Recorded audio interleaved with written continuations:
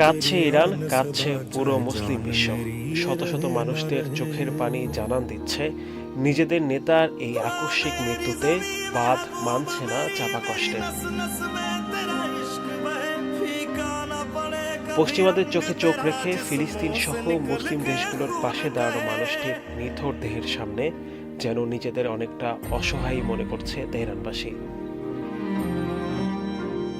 ইসরায়েলের সাথে চরম উত্তেজনার মধ্যেই প্রেসিডেন্ট ও পররাষ্ট্রমন্ত্রী দুজনকে একসাথে হারালো ইরান। বিশ্লেষকরা বলছেন সংকট জর্জরিত পুরো মধ্যপ্রাচ্যে ছড়িয়ে পড়তে পারে এর প্রভাব। এখন পর্যন্ত দুর্ঘটনা বলা হলেও তেহরান কারো সম্পৃক্ততা খুঁজে পেলে নতুনভাবে এক যুদ্ধের আশঙ্কা করছেন বিশ্লেষকরা।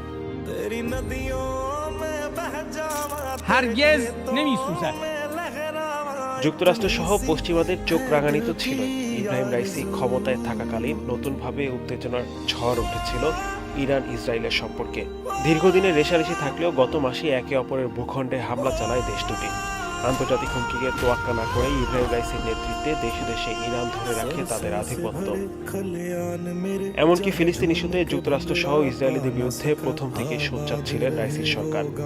ইরান সমর্থিত হুতি বিদ্রোহীরা প্রত্যক্ষভাবেই ফিলিস্তিনিদের পাশে দাঁড়িয়েছিল।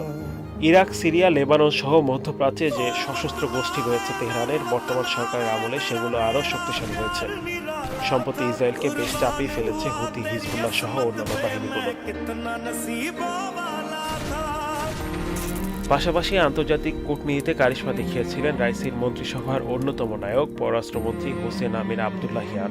বিশ্লেষকরা বলছেন এই দুইজনের হঠাৎ মৃত্যু কমিয়ে ফেলতে পারে মধ্যপ্রাচ্যে ইরানের আধিপত্য। পাশাপাশি চাপে পড়তে পারেন ইরানের সর্বোচ্চ নেতা আয়াতুল্লাহ খামেনি। তৈরি হতে পারে রাজনৈতিক অস্থিরতা। মাথাচাড়া দিয়ে উঠতে পারে পশ্চিমাদের দমন পীড়নের মাত্রা। অনেকে মনে করছেন রাইসির এই আকস্মিক মৃত্যু কোনোভাবেই নিছক দুর্ঘটনা হতে পারে না। পূর্ণ তদন্ত শেষ হওয়ার পরেই জানা যাবে আসল কারণ। কোনোভাবে তেহরান যদি অন্য কোনো পক্ষের সম্পৃক্ততা খুঁজে পায়, সেক্ষেত্রে মধ্যপ্রাচ্যের সংকট আরও বাড়ার আশঙ্কা বিশ্লেষকদের।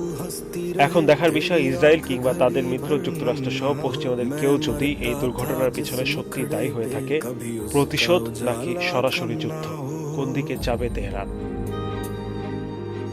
আদনান দেলোয়ার, চ্যানেল।